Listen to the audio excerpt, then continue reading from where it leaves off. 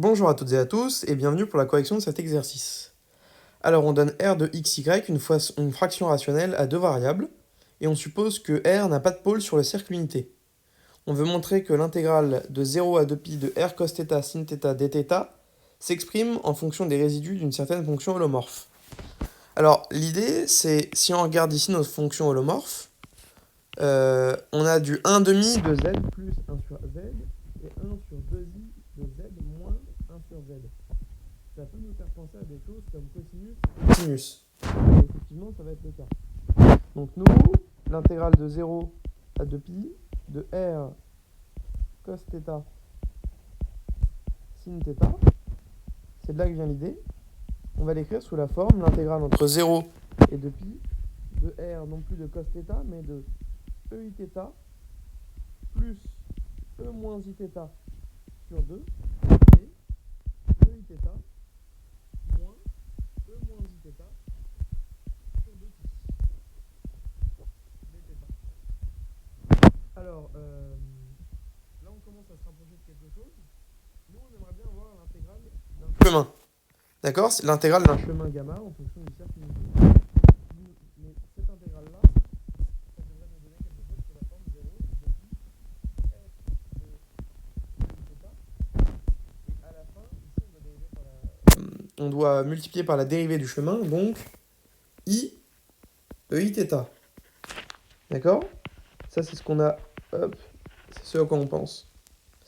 Donc là, il va falloir qu'on multiplie en haut et en bas, tout simplement, pour faire apparaître cette variable. Il nous reste r de 1 demi de eiθ plus 1 sur eiθ, 1 sur 2i de eiθ moins 1 sur e moins iθ. Le tout multiplié par i eiθ divisé par i eiθ dθ. Et maintenant, on peut écrire que ça, c'est exactement égal à l'intégrale entre 0, à l'intégrale, pardon, le long du chemin gamma de 1 sur iz, le iz qui vient d'ici, r de 1 demi de z plus 1 sur z, 1 sur 2i, z moins 1 sur z. Et voilà. Et là, on se rend bien compte, si on le refait dans l'autre sens, on se rend bien compte qu'on va avoir le z qui va se transformer en eiθ, ces z là pareil, et on va multiplier par la dérivée du chemin pour faire apparaître ce terme-là. Alors, on continue. Ça vaut, si je pose, par exemple, on note f, la fonction qui a z associe 1 sur iz, r de 1 demi de z plus 1 sur z, 1 sur 2i de z moins 1 sur z. Nous, on s'intéresse à l'intégrale le long d'un chemin gamma de f de z des z qui vaut 2ipi fois la somme des p appartenant au pôle de la fonction z, f, donc là je ne note pas, mais ça c'est les pôles de la fonction f, l'indice de p selon le chemin gamma, multiplié par le résidu en moins 1 de notre fonction f. Le résidu de notre fonction f en ce pôle-là.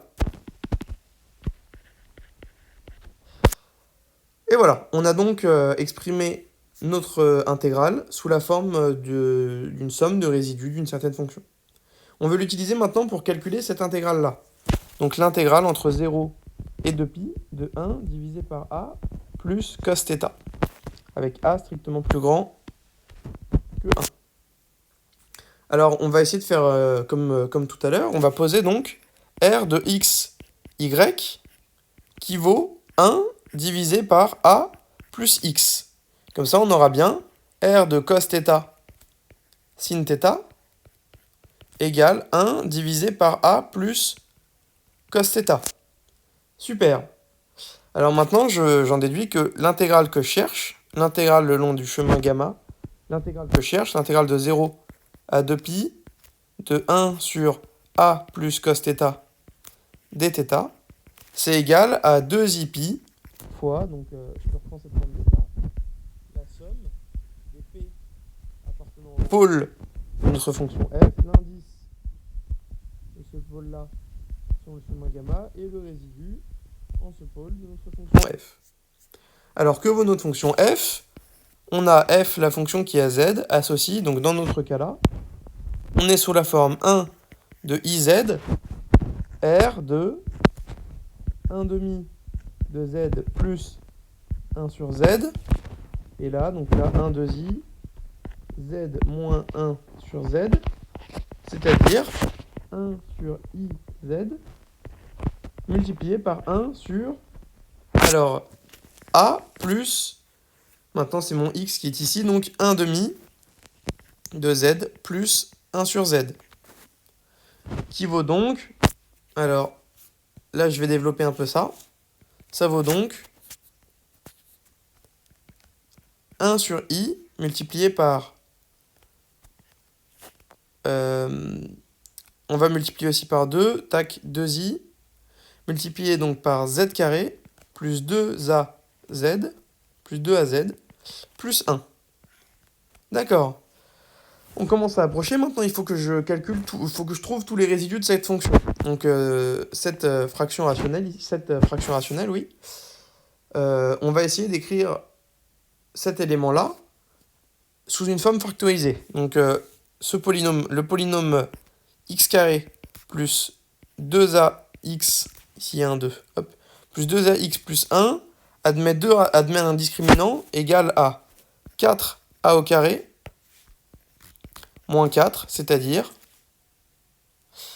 4 fois a au carré moins 1, et qui est donc égal à 2 racine carrée de a au carré moins 1 au carré. On peut écrire ça puisque a est strictement plus grand. Donc finalement, ça c'est égal à 1 sur 2i, 1 divisé par, alors z moins la première racine qui va être égale à moins b, donc moins 2a, moins 2 racine de a au carré moins 1 sur 2, z moins, alors, moins 2a, plus 2 racine carrée de a au carré moins 1 sur 2, hop, on va pouvoir simplifier tout ça, donc égal à 1 sur 2i, z moins, donc notre première racine, ça va être moins a moins racine carrée de a au carré moins 1, et notre seconde qui va être z moins, alors cette fois-ci ça va être moins a plus racine carrée de a au carré moins 1. Alors avant de se lancer bêtement dans des calculs des résidus, même si là ils vont être assez simples, nous on en déduit qu'on doit calculer, là nos deux pôles, ce sont ces deux nombres-là. Donc P1 qui va valoir moins a moins racine de a au carré moins 1, et P2 qui va valoir moins a plus racine de a au carré moins 1. Alors, on veut l'indice de ces pôles, et c'est là qu'on va commencer en fait par calculer l'indice avant de regarder les résidus. L'indice de ces pôles selon le chemin gamma. Donc le chemin gamma, qu'est-ce que c'est? C'est le chemin centré en 0 de rayon 1. Donc là, on est sur des nombres réels. Donc la question c'est, est-ce que c'est plus grand que 1? Est-ce que ça appartient à moins 1? Moins 1 exclu. Alors on va regarder pour le premier. Alors, on sait que hop, a est strictement plus grand que 1. Racine, donc on en déduit que a au carré est aussi strictement plus grand que a, strictement plus grand que 1. A au carré moins 1, strictement positif. Donc racine de a au carré moins 1, strictement positif. Et donc maintenant si je fais la somme avec le fait que a est strictement plus grand que 1, je me retrouve avec a plus racine carrée de a au carré moins 1 strictement plus grand que 1, et donc moins a moins racine carrée de a au carré moins 1, strictement plus grand que moins 1. Ah, bah là j'en déduis que ce pôle-là, il va être quelque part par là, et donc son indice, l'indice de P1 par rapport à notre chemin gamma, avec gamma le tour du cercle, vaut 0. Maintenant, pour le second, ça va être un petit peu plus compliqué. Alors, quel est l'indice de ce pôle? Une première idée, un premier moyen assez rapide de conclure, c'est de dire que notre intégrale, elle est forcément non nulle, de le justifier, et de dire que comme c'est le dernier pôle, on en déduit que forcément, il est dans son indice est strictement positif. Comme c'est un cercle, son indice est forcément égal à 1. Nous, on va le faire autrement en montrant qu'il appartient à notre disque. Alors, on reprend les mêmes notations. Simplement, on va écrire que a carré, c'est plus grand que a carré moins 1, qui lui est plus grand que 0. Donc finalement, racine carrée de a carré, qui va nous donner juste a, puisque a est positif, est strictement plus grand que racine de a au carré moins 1, strictement positif. Et maintenant, quand je fais moins a, j'obtiens strictement négatif. Racine carrée de a au carré moins 1, moins a, strictement plus grand que moins a. Alors maintenant, j'ai pas conclu puisque j'ai juste montré que c'était négatif. La question maintenant, c'est est-ce que racine de a au carré moins 1, moins a, est strictement plus grand que moins 1? Et ça, c'est équivalent à quoi? Ça, c'est équivalent à dire que racine carrée de a au carré moins 1 est plus grand que a moins 1. Alors, on va passer tout ça au carré. On obtient a au carré moins 1 est-il plus grand que a moins 1 au carré? Ça, c'est bien positif, puisque a est plus grand que 1, donc a moins 1 est positif. Donc c'est pour ça que là, je peux passer avec des carrés. Hop, et a plus grand que 1. Qui est équivalent du coup ici à dire, une fois qu'on a développé, a carré moins 1 plus grand que a carré moins 2a moins 1. Qui est équivalent à dire 0 strictement plus grand que moins 2a. Et a strictement plus grand que 1.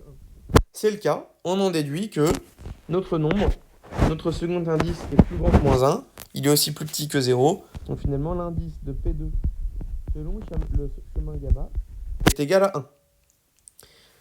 Alors maintenant on va calculer son résidu, mais ça va être assez facile puisque on va avoir juste cette forme-là. Hop, alors je ne vais pas la recopier, je vais juste la copier.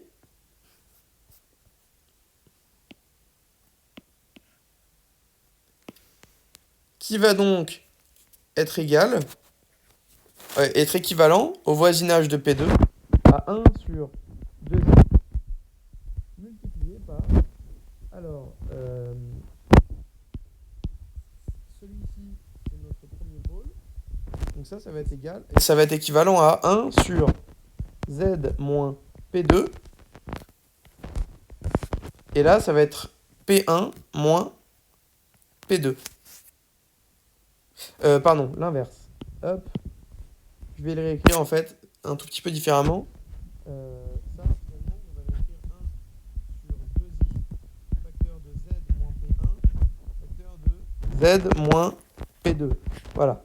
Et donc maintenant, au voisinage de P2, c'est équivalent à P2 moins P1 multiplié par z moins P2. Et donc on obtient ici que le résidu de notre fonction est égal le résidu de f au point P2 est donc égal à 1 sur 2i, 1 divisé par P2 moins P1. Et donc finalement, le calcul d'intégrale qu'on cherchait au début, l'intégrale de 0 à 2pi, de 1 divisé par a plus cos θ dθ, est égal à, donc la somme des résidus, il ne nous reste plus que le second résidu, l'indice de P2 de f, multiplié par le résidu de P2 de f, pardon, pas de f pour le premier, c'est selon gamma, hop, qui est égal à 1 fois 1. Il nous manque aussi ici fois un 2i. Attention à ne pas oublier justement ce 2i.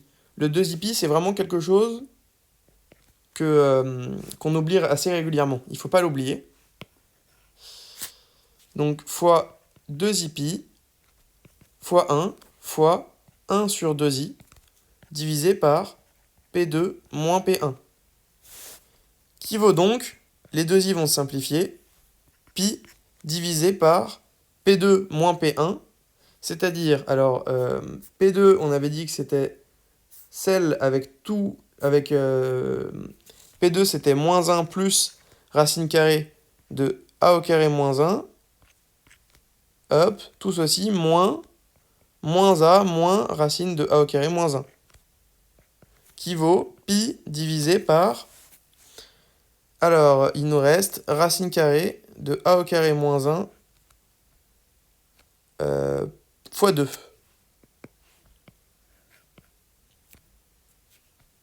Hop. Donc on conclut, l'intégrale entre 0 et 2pi de 1 divisé par a plus cos θ dθ est égale à pi divisé par 2 racines de a au carré moins 1, avec a strictement plus grand que 1.